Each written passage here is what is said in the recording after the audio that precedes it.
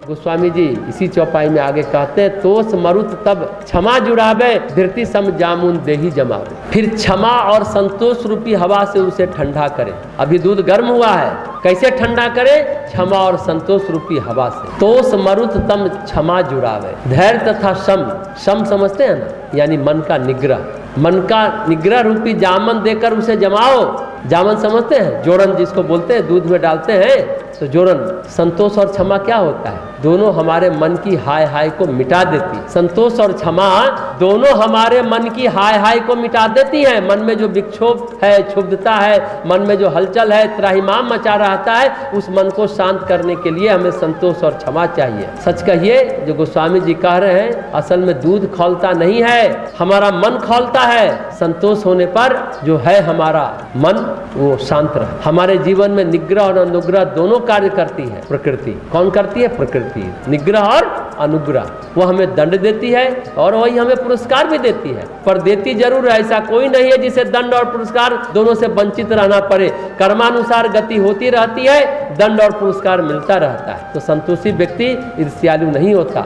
उसके पास ये है, उसके पास वो है, मेरे पास क्यों नहीं है, जलन में जलता जा रहा नहीं। उसके पास संतोष है, उसके पास क्षमा है। एक व्यक्ति थे, वो कहते थे आश्रम में दो बात की सभी को बड़ी चिंता रहती है। कहते थे, नाम हम नहीं लेंगे, जितने आश्रम में जाओ बगल बगल छोटा छोटा घर होता था, आश्रम वाले उसी में खोए रहते हैं। दूसरे के पास क्या है और दूसरे क्या करते हैं, दूसरे के पास क्या है और दूसरे क्या करते हैं, ये कान सजग रहता है, आंख भी सजग रहती है। ऐसे व्यक्ति के पास तोष नहीं रहता, संतोष नहीं रहता, संतुष्टि नहीं रहती, तो असंतुष्ट होकर ही मरेगा। एक कथा है जो हम पहले भी कहते, एक व्यक्ति ने बहुत तपस्या की। भगवान का जब दर्शन हुआ तो सोचा भगवान मिल जाए तो हम कुछ भी मांग सकते हैं। पूछा क्या मांगे? भगवान ने कहा जो भी तुमको मांगना है मांग लो। उसने कहा भगवान मुझे सारी जमीन दे दीजिए, वो हो जाए। तो भगवान ने कहा तुम एक काम करो, सवेरे से शाम तक आज जहाँ तक दौड़ के जाओगे वह जमीन तुम्हारी ही हो जाए। जैसे ही सवेरा हुआ वो दौड़ना शुरू किया, सोचता रहा अधिकतम जमीन ले लूं, तेज दौड़ा और अधिकतम जमीन ले लूं और तेज दौड़ा। दौड़ते दौड़ते शाम होने से पहले गिर गया और मर गया। कुल मिलाकर बात यह है कि जमीन उसे मिले नहीं, चूंकि उसे संतोष नहीं था। और ऐसी तपस्या का फिर क्या लाभ? गोस्वामी जी तो यही कहना चाहते हैं, जब संतोष की हवा चलेगी और मन में क्षमा आएगी तो धर्म रूपी दूध ठंडा होगा। क्षमा का मतलब है हमने दूसरों को हटा दिया अपने भीतर से, किसी के प्रति मन में कोई वैर भाव नहीं। उसने जो किया वो उसका कर्म जाने, क्योंकि हर व्यक्ति अपनी प्रवृत्ति के अनुसार कार्य करता है। अब हम सांप से तो नहीं कह सकते भाई तुम जहर मत उगलना, बिच्छू से तो हम नहीं कह सकते कि तुम डंक नहीं मारना। ये दुनिया ऐसी ही है, सांप और बिच्छू की तरह।